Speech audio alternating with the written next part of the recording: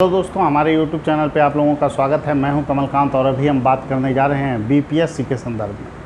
देखिए दोस्तों, बीपीएससी में स्केलिंग का मुद्दा लगातार गहराता जा रहा है। बहुत सारे लड़कों की मांग है कि बीपीएससी में स्केलिंग प्रकरण को जो है कि अपनाया जाए, तभी बीपीएससी में आपको सही ढंग से मुख्य परीक्षा का मूल्यांकन संभव है।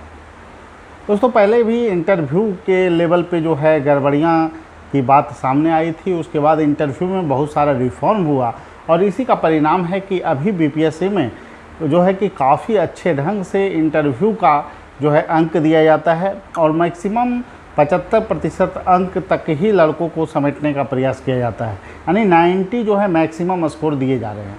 ये बिल्कुल प्रगतिशील सोच है और इसी ढंग से जो है कि मूल्यांकन होना चाहिए। ऐसे जो है कि लगभग देखा जा रहा है कि जो लड़के अच्छे प्रदर्शन नहीं करते हैं उन्हें 50, 60, 65 अंक भी दिया जाता है। जो थोड़ा अच्छे प्रदर्शन करते हैं उनको 65 से 75 तक, और जो बेहतर प्रदर्शन करते हैं उनको 75 से 90 तक अंक दिए जाते हैं। जो बहुत अच्छे प्रदर्शन करते हैं उनको मैक्सिमम 90 स्कोर दिया जाता है। लेकिन बीपीएससी के साथ एक और भी चीज़ है जिसमें व्यापक सुधार की आवश्यकता है और इस मुद्दे पर हम लगातार जो है कि बात रखे हैं, पहले भी बात रखे हैं इस मुद्दे पे कि स्केलिंग का प्रोसेस निश्चित रूप से बीपीएससी में किया जाए या फिर सभी के लिए अनिवार्य पेपर ही कर दिया जाए, यानी सभी पेपर सभी के लिए अनिवार्य हो, जैसा झारखंड पीसीएस में होता है। यह इसलिए भी आवश्यक है क्योंकि बीपीएससी में अगर रिजल्ट को देखा जाए तो इसमें देखा जा रहा है कि मानविकीय विषय के छात्र काफ़ी लॉस में रह रहे हैं और कुछ ऐसा अटपटा नंबर दिया जा रहा है बीपीएससी के द्वारा जो कहीं से भी तार्किक नहीं है।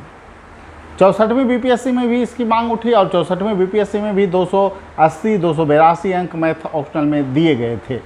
लेकिन इस बार का जो चीज़ हुआ है बीपीएससी में कि 300 में 290 अंक मैथ के टॉप बीपीएससी के पहले टॉपर को दिया गया, उनका इंटरव्यू में स्कोर है वो 77 है। आप खुद आकलन कर सकते हैं इन चीज़ों को लेकर कि बीपीएससी जो अंक दे रही है कहीं से भी उचित नहीं है, क्योंकि अगर पेपर फर्स्ट पेपर सेकंड की तुलना करें तो इंटरव्यू जो वैकल्पिक विषय है उसमें सिर्फ 290 अंक दे दिया जाए तो क्या उन दोनों विषयों को जोड़कर भी अभी की जो स्थितियां हैं उसमें जो है कि आप जो है उनको पछाड़ नहीं सकते हैं। तो ये कहाँ तक उचित है, इस पर लगातार सवाल हो रहे हैं। बहुत सारे लोगों ने इस पे सवाल उठाया है, क्योंकि यहाँ देखा जाए तो एक चीज़ तो स्पष्ट है, जीएस फर्स्ट में स्कोर जो है आपको देख रहे हैं वो लगभग जो है कि आपको 140 से लेकर 190 तक के रेंज में दिया जा रहा है। जिनका बेहतर है डीआई दोनों बनाए हैं वो 190 तक का स्कोर पा रहे हैं। जहां जीएस सेकेंड पेपर में देखा जाए तो प्रदर्शन बिल्कुल गिर गया है और ये आपको जो है यहाँ पर देखा जाए तो 90 से लेकर 120, और जो अच्छे प्रदर्शन कर रहे हैं उनको 120 से लेकर 160, यही रेंज है। तो फिर वैकल्पिक विषय में कोई सिद्धांत क्यों नहीं काम कर रहा? क्या बीपीएससी किसी खास विषय के लिए पहले जो खेल चलता रहा है कि किसी खास ऑप्शनल का गेम हो जाए, जैसे 63वीं बीपीएससी में हिस्ट्री का गेम हो गया, मतलब हिस्ट्री में अच्छे नंबर दे दिए गए, कभी कभी ज्योग्राफी में 2-3 बार अच्छे अंक दे दिए गए, हिंदी लिटरेचर में अच्छे अंक दे दिए गए। इसका प्रभाव तो पूरी व्यवस्था पे पड़ रहा है। इसके लिए एक समान अप्रोच क्यों नहीं बनाया जा रहा है कि जो गुणवत्तापूर्ण लेखन जिनका रहेगा, किसी भी विषय के छात्र हों, उनका एक फिक्स स्केल हो कि मतलब इतना पे 180 से 200 अंक दिए जाएंगे। फिर उसके बाद अगर औसत प्रदर्शन है तो वहाँ पर आप 150 से लेकर 160, 70 तक आप जा सकते हैं। औसत से नीचे है तो फिर आप एक कैटेगरी का विभाजन तो स्पष्ट रूप से होना चाहिए। लेकिन अगर कोई गाइडलाइन ही नहीं है कि कैसे अंक दिए जाएं, क्या किया जाए, या फिर स्केलिंग प्रोसेस को अपनाया जाए। कहा जा रहा था कि सामान्यीकरण प्रोसेस को अपनाया जाता है, तो क्या सामान्यीकरण प्रोसेस है, इसको भी बीपीएससी सामने रखे कि किस तरह से सामान्यीकरण बीपीएससी विभिन्न विषयों के बीच करती है। क्या हर एक विषय के टॉपर के लिए जो है मैक्सिमम अंक की संख्या सीमित कर दी गई है और कुछ खास विषय के लिए 290, 285, 280 अंक दिए जाने की प्रवृत्ति बीपीएससी में बनी रहेगी? ये तो बिल्कुल गैर तार्किक है। और आपको जो है कि जो प्रशासक होने चाहिए, जहाँ तक लोक प्रशासन की दृष्टिकोण से विश्लेषण होता है कि प्रशासक में कैसा गुण होना चाहिए। तो प्रशासक में जो मेजर गुण माना जाता है वो प्रशासनिक दक्षता है। और प्रशासनिक दक्षता का आप मापदंड किसी भी आप विशेषज्ञ वाले टॉपिक से आप आकलित नहीं कर सकते कि उसमें फुल अंक दे दिया गया जाए और मानविकीय विषय में जो है कि आपको कम अंक दिया जाए। ये बिल्कुल ही उचित नहीं है। प्रशासनिक दृष्टिकोण, प्रशासनिक बिहेवियर, प्रशासनिक जो रूपरेखा है, इसमें जो है मानविकीय विषय के छात्र भी उतने ही योग्य माने जाते हैं जितने कि जो है कि आपको साइंस पोर्शन वाले छात्र। तो फिर ऐसा भेदभाव क्यों है? और जहाँ तक कि आपको विभिन्न प्रशासकों का मानना है, तो उनका कहना है कि समाज के बीच जो है कि जो मूल्य हैं उसको प्रशासक तभी बेहतर ढंग से यूटिलाइज कर पाएगा जो समाज के विभिन्न आयामों को वो समझ पाएगा, समाज के विभिन्न दृष्टिकोण को समझ पाएगा, बाजार के प्रभाव को समझने का उसमें दृष्टिकोण होगा, अन्य मानवीय चेतना के मूल्यों को समझने का दृष्टिकोण होगा, वर्तमान जो सामाजिक प्रवृत्ति है उसको समझने का दृष्टिकोण होगा। तो ये तो मानविकीय विषय के छात्र के ज़्यादा करीब दिखाई पड़ता है। और अगर हम वर्तमान पीसीएस, विभिन्न राज्यों में जो पीसीएस लिए जा रहे हैं एग्ज़ाम, उसका अगर तुलना कर लें तो बहुत सारे ऐसे राज्य हैं जहां पर आपको एक रूपरेखा दे दिया गया है। जैसे झारखंड में एक रूपरेखा से एग्ज़ाम लिया जा रहा है, राजस्थान में एक रूपरेखा से वैकल्पिक विषय को सीधे हटा दिया गया है। यह भेदभाव बिहार में क्यों हो रहा है, बीपीएससी में क्यों हो रहा है? इंटरव्यू में अगर साइंटिफिक ढंग से दृष्टिकोण को अपनाया जा सकता है, थ्योरी के तहत अंक दिए जा सकते हैं, साइंटिफिक दृष्टिकोण के तहत अंक दिए जा सकते हैं, तो यही बात बीपीएससी में मुख्य परीक्षा के लिए लागू क्यों नहीं हो पा रही है?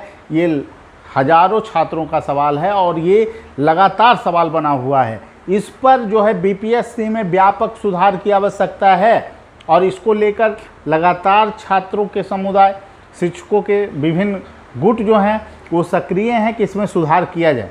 और निश्चित रूप से आप लोगों की बातों को हम लोग आगे रखेंगे। लेकिन एक ही बात कहूँगा, आप लोग अधिक से अधिक मेल कीजिए, आयोग को अधिक से अधिक मेल कीजिए कि आयोग को विवश होना पड़े।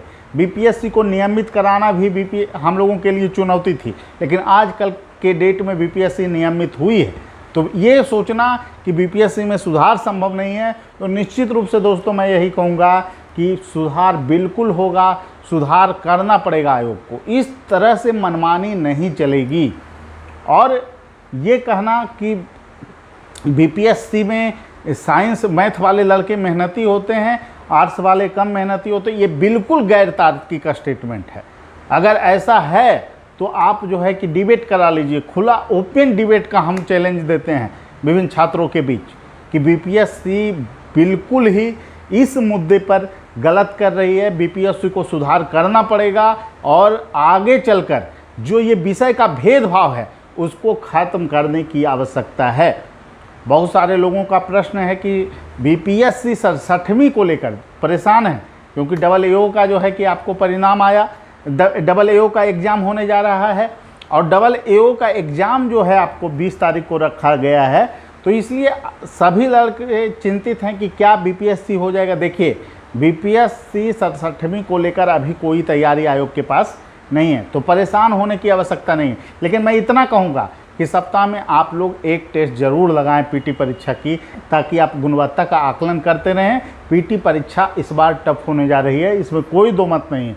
आप लोगों को एक ही बात कहूँगा कि बीपीएससी में अगर सिलेक्शन आपको चाहिए तो पीटी, मेंस, इंटरव्यू तीनों स्तर पे काम करना होगा और तीनों में आपको बेहतर संस्थान का चयन करना होगा। घीसी पीटी पार्टी से आपका सिलेक्शन संभव नहीं है।